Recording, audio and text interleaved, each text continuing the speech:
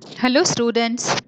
In this video lecture we are going to study about the equatorial waves, equatorial Rossby and Rossby gravity waves, equatorial Kelvin waves, and also a type of instability known as poroclinic instability. First of all, let us try to understand what is this equatorial. What do we mean by equatorial waves?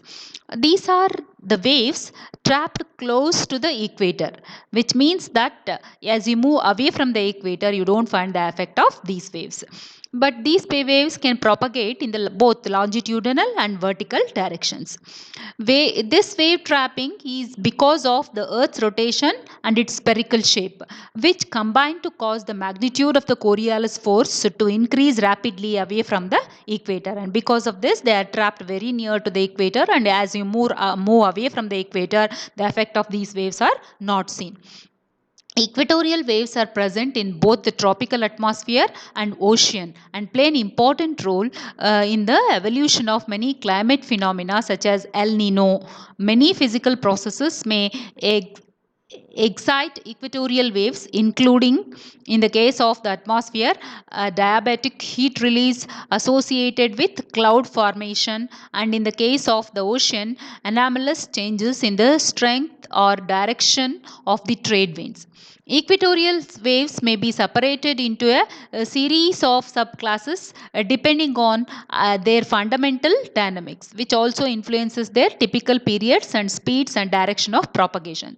So, what does this say is this equatorial waves play an important role in the tropical atmosphere as well as in the ocean, and especially in the phenomena like El Nino. El Nino is the very hot dry air, that is a drought like situation.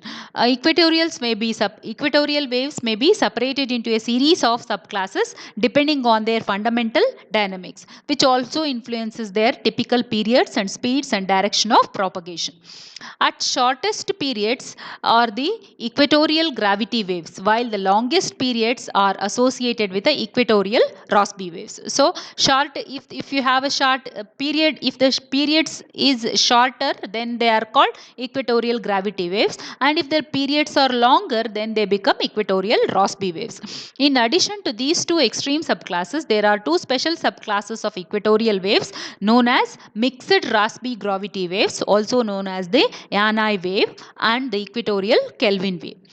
The latter two share the characteristics that they can have any period, and also that they may carry energy only in the eastward, never westward direction. So what are those two? This equatorial, the mixed Rossby gravity waves and equatorial Kelvin waves. These two can have any type of period, and they carry the energy only in the eastward direction. Let us just know what is this equatorial Rossby and Rossby gravity waves. Rossby gravity waves, first observed in the stratosphere by M. Yanai, always carry energy eastward, but oddly, their crests and troughs may propagate westward if their periods are long enough. ಅಂದರೆ ಇವಾಗ ಇದನ್ನು first Anna ಎಂಬವರು ಅದನ್ನು find out ಮಾಡಿದ್ರು, ಅವರು observe ಮಾಡಿದ್ರು. ಇದರೊಳಗಡೆ ಏನು ಇದು ಯಾವಾಗಲೂ ಏನು ಮಾಡುತ್ತೆ, ಎನರ್ಜಿನ ಈಸ್ಟ್ ವರ್ಡ್ ಕ್ಯಾರಿ ಮಾಡುತ್ತೆ. ಆದರೆ ಆಡ್ಲಿ ಏನು you can feel is the crest, ಅಂದರೆ ವೇವ್ದು ಕ್ರೆಸ್ಸು ಮತ್ತು ಟ್ರಫ್ಸು ಇರುತ್ತಲ್ವಾ, ಅದು may propagate westward if their periods are long enough. ತುಂಬ ಲಾಂಗ್ ಪೀರಿಯಡ್ಸ್ ಇದ್ದರೆ ಅದೇನಾಗುತ್ತೆ, ಕ್ರೆಸ್ಟು ಟ್ರಫ್ಸು ಪ್ರಾಪಗೇಟ್ ವೆಸ್ಟ್ವರ್ಡ್ ಡೈರೆಕ್ಷನಲ್ಲಿ ಪ್ರಾಪಗೇಟ್ ಆಗ್ಬೋದು. The eastward speed of propagation of these waves can be derived for an inviscid slowly moving layer of fluid of uniform depth H. Because of Coriolis parameter F is equal to 2 omega sine phi or sine theta, where omega is angular velocity of the earth, which is 7.2921 into 10 raised to minus 5 radians per second, and theta is the latitude, vanishes at 0 degrees. So the Coriolis parameter vanishes at 0 degrees. You can see when theta is 0, Coriolis parameter becomes 0, or we also know it as Coriolis frequency. 0 degrees latitude, that is the equator. The equatorial beta plane approximation must be made. This approximation states that f is approximately equal to beta y, where y is the distance from the equator and beta is the variation of the Coriolis parameter with latitude. That means dou f by dou y is equal to beta, and y is the distance from the equator. With the inclusion of this approximation, the governing equations become, of course, we have to neglect the friction, then the continuity equation according for the effects of horizontal convergence and divergence and written with geopotential height.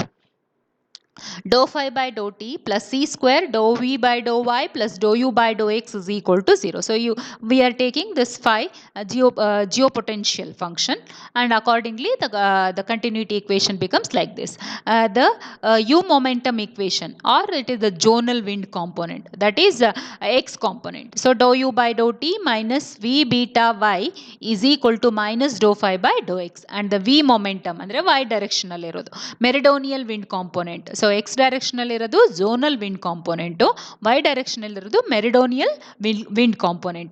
Dou v by dou t plus u beta y is equal to minus dou phi by dou y. These three equations can be separated and solved using solutions in the form of zonally propagating waves, which are analogous to exponential solutions with a dependence on x and t and the inclusion of structure functions that vary in the y direction. So ಈ ಮೂರು equations ನ ನಾವು separated and solved using the solutions from zonally propagating waves, and they are exponential solutions. You can assume the solutions in this particular format. So you can see here x and t. Okay, exponential solution which depends on x and t. Okay, and the inclusion of structure functions that vary in y directions. So u, v and phi varying in the y direction. Once the frequency relation is formulated in terms of omega, the angular frequency, the problem can be solved with the three distinct solutions. These three solutions correspond to the equatorial gravity waves, the equatorially trapped Rossby waves, and the mixed Rossby gravity wave, which has some of the characteristic of the former two. So this last mixed Rossby gravity wave has the characteristics of equatorial gravity waves as well as equatorially trapped Rossby waves. Equatorial gravity waves can be either westward or eastward propagating. Okay, so this is about equatorial Rossby and Rossby gravity waves. Let us look at now equatorial Kelvin waves. Discovered by Lord Kelvin, coastal Kelvin waves are trapped close to coasts and propagate along coasts in the northern hemisphere, such that the coast is to the right of the along shore direction of propagation and to the left in the southern hemisphere. So this is to the right in the northern hemisphere and to the left in the southern hemisphere. Equatorial Kelvin waves behave somewhat as if there were all a wall at the equator, so that the equator is to the right of the direction of along equator propagation in the northern hemisphere and to the left of the direction of propagation in the southern hemisphere. ಅಂದರೆ ಅದು ಈಕ್ವೇಟರು ಒಂದು wall ಥರ ಅದು treat ಆಗುತ್ತೆ. ಅವಾಗ ಏನಾಗುತ್ತೆ, northern ಹೆಮಿಸ್ಫಿಯರ್ಗೆ ಅದು right ಸೈಡ್ಗೆ ಬರುತ್ತೆ, ಆಮೇಲೆ ಸದರ್ನ್ ಹೆಮಿಸ್ಫಿಯರ್ಗೆ ಲೆಫ್ಟ್ ಸೈಡ್ ಆಗಿರುತ್ತೆ to the direction of propagation, both of which are consistent with eastward propagation along the equator.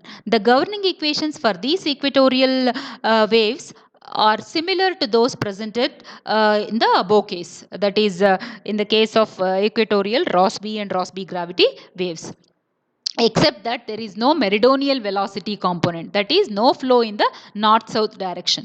So the continuity equation according to the effects of horizontal convergence and divergence, dou phi by dou t plus c square dou u by dou x is equal to 0.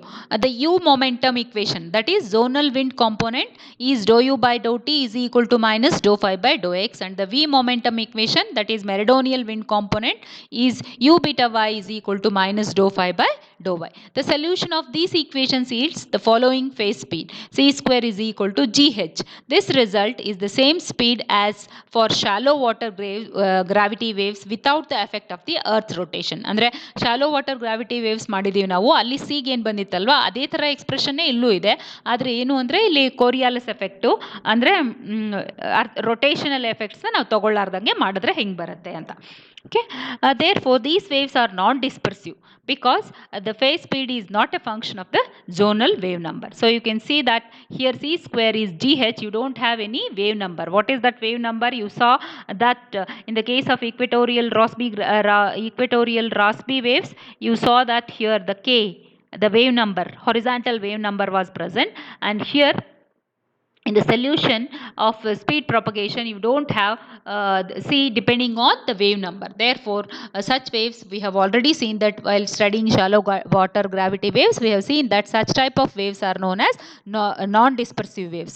So here also you have the here you have the equatorial Kelvin waves as the non-dispersive waves because the phase speed is not a function of the zonal wave number. Also these Kelvin waves only propagate towards the east because as phi approaches 0, y approaches infinity. That's the reason why it should be propagating only towards the east direction. So now let us look at what is this baroclinic instability. First of all, let us know what is instability. Instability, as the name itself suggests, it is not stable. What do you mean by that?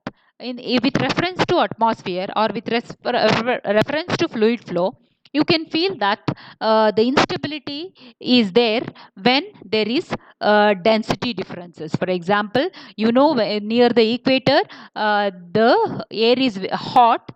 Therefore what happens is it becomes lighter, it tries to move up, whereas the air above is colder and heavier, so it tries to pull down. So what happens is there is a sort of instability created there, disturbance created. So that is what is meant by instability. So let us look at what is this baroclinic instability. Baroclinic instability is a fluid dynamical instability of fundamental importance in the atmosphere and in the oceans. In the atmosphere, it is the dominant mechanism shaping the cyclones and anticyclones that dominate weather in mid latitudes. In the ocean, it generates a field of mesoscale, 100 kilometer or smaller, eddies that play various roles in oceanic dynamics and the transport of tracers. Baroclinic instability is a concept relevant to rapidly rotating, strongly stratified fluids. So ಈ baroclinic instability ಒಂದು ತುಂಬ important concept, ಒಂದು very relevant when it comes to rapidly rotating, strongly stratified fluids. Whether a fluid counts as rapidly rotating is determined in the context by the Rossby number, which is a measure of how close the flow is to solid body rotation. More precisely, a flow is solid body rotation has vorticity that is proportional to its angular velocity. The Rossby number is a measure of the departure of the vorticity from that of the solid body rotation. The Rossby number must be small for the concept of baroclinic instability to be relevant. The baroclinic instability relevant ಆಗಿರಬೇಕಂದ್ರೆ Rossby number ಏನಾಗಿರಬೇಕು, small ಆಗಿರಬೇಕು. When the Rossby number is large, other kinds of instabilities often referred to as inertial become more relevant. ಅಂದರೆ inertial instabilities ಎಲ್ಲ ಬರಲಿಕ್ಕೆ start ಆಗುತ್ತೆ ಅವಾಗ Rossby number large ಇದ್ರೆ. The simplest example of a stably stratified flow is an incompressible flow with density decreasing with height. In a compressible gas such as the atmosphere, the relevant measure is the vertical gradient of the entropy, which must increase with height for the flow to be stably stratified. ಅಂದರೆ ಎಂಟ್ರಾಪಿ ಏನಾಗಬೇಕು ಇಲ್ಲಿ, it should increase with height for the flow to be stably stratified. Stratification ಇರಬೇಕು, ಆದರೆ stable ಆಗಿರಬೇಕು. One measures the strength of the stratification by asking how large the vertical shear of the horizontal winds has to be in order to destabilize the flow and produce the classical Kelvin Helmholtz instability. ಅಂದರೆ ಏನರ್ಥ ಅಂದರೆ The strength of the stratification can be measured by asking how large the vertical shear of the horizontal winds. Vertical shear ಯಾವ ಥರ ಇದೆ horizontal ವಿಂಡ್ಸ್ದು ಅಂತ ನೋಡಿಕೊಂಡು that whether destabilizes the flow and produce the, and it should be producing the classic Kelvin-Helmholtz instability. This measure is the Richardson number. When the Richardson number is large, the stratification is strong enough to prevent this shear instability. Before Chamy and Eric Eddy on baroclinic instabilities work in the late 1940s, most theories trying to explain the structure of mid-latitude eddies took as their starting points the high Rossby number or small Richardson number instabilities familiar to fluid dynamics at that time. ಅಂದರೆ ಅರ್ಲಿಯರು ಅವರು ಇದನ್ನ ಒಂದು starting point ಆಗಿ ಇಟ್ಕೊಳ್ತಾ ಇದ್ರು. ಯಾವುದನ್ನ? High Rossby number or small Richardson number. So high Rossby number ಇದ್ರೆ ಏನಾಯ್ತು, ನಮಗೆ ಇನರ್ಷಿಯಲ್ ಇನ್ಸ್ಟೆಬಿಲಿಟಿ ಸೆಟ್ ಆಗುತ್ತೆ. ಅದನ್ನ ಬೇಸ್ ಆಗಿ ಇಟ್ಕೊಂಡು they use to work. The most important feature of baroclinic instability is that it exists even in the situation of rapid rotation, that is small Rossby number, and strong stable stratification, so large Richardson number. So not just this what they had taken, it is the reverse also. This instability exists typically observed in the atmosphere as typically, that means small Rossby number and large Richardson number. You can see this baroclinic instability. The energy source for baroclinic instability is the potential energy in the environmental flow. As the instability grows, the center of mass of the fluid is lowered. In growing waves in the atmosphere, cold air moving downwards and equatorwards displaces the warmer air moving polewards and upwards. So ಇದು instability grow ಆಗ್ತಾ ಹೋದರೆ, ಅಂದರೆ ಸ್ವಲ್ಪ disturbance ಜಾಸ್ತಿ ಆಗ್ತಾ ಹೋದರೆ ಅವಾಗೇನಾಗುತ್ತೆ, centre of mass of the fluid ಕಡಿಮೆ ಆಗುತ್ತೆ. ಆಮೇಲೆ in growing waves in the atmosphere, cold air moving downwards, cold air of course it moves downwards and equatorwards will displace the warmer air which is moving polewards and upwards. Baroclinic instability can be investigated in the laboratory using a rotating fluid filled annulus. The annulus is heated at the outer wall and cooled at the inner wall, and the resulting fluid flows give rise to baroclinically unstable waves. ಅಂದರೆ ಒಂದು ಆನ್ಯುಲಸ್ ಅಲ್ಲಿ ನಾವೇನು ಹಾಕೋಬಹುದು, fluid ಹಾಕಿ heated ಆನ್ಯುಲಸ್ನ heat ಮಾಡಿದ್ರೆ at the outer wall and cooled at the inner wall. Annulus ಅಲ್ಲಿ ಒಂದು ಔಟರ್ ವಾಲ್ನ ಹೀಟ್ ಮಾಡೋದು, ಇನ್ನರ್ ವಾಲ್ನ ಕೂಲ್ ಮಾಡೋದು, and the resulting fluid flows give rise to, ಅವಾಗ ಏನು ಫ್ಲೂಯಿಡ್ ಫ್ಲೋ ಬರುತ್ತಲ್ವಾ ಅದು ನಮಗೆ ಬಾರೋಕ್ಲಿನಿಕಲಿ ಅನ್ಸ್ಟೇಬಲ್ ವೇವ್ಸ್ನ ಪ್ರೊಡ್ಯೂಸ್ ಮಾಡುತ್ತೆ. The term baroclinic refers to the mechanism by which vorticity is generated. Vorticity is the curl of the velocity field. In general, the evolution of vorticity can be broken into contributions from advection, as vortex tubes move with the flow, stretching and twisting. So the vorticity can be broken into contribution from advection, stretching and twisting, as vortex tubes are pulled or twisted by the flow. And baroclinic vorticity generation, which occurs whenever there is a density gradient along surfaces at constant pressure. Baroclinic flows can be contrasted with barotropic flows in which density and pressure surfaces coincide and there is no baroclinic generation of vorticity. ಅಂದರೆ ಬಾರೋಟ್ರೋಪಿಕಲ್ಲಿ density and pressure surfaces coincide and there is no baroclinic generation of vorticity. The study of the evolution of these baroclinic instabilities as they grow and then decay is a crucial part of developing theories for the fundamental characteristics of mid-latitude.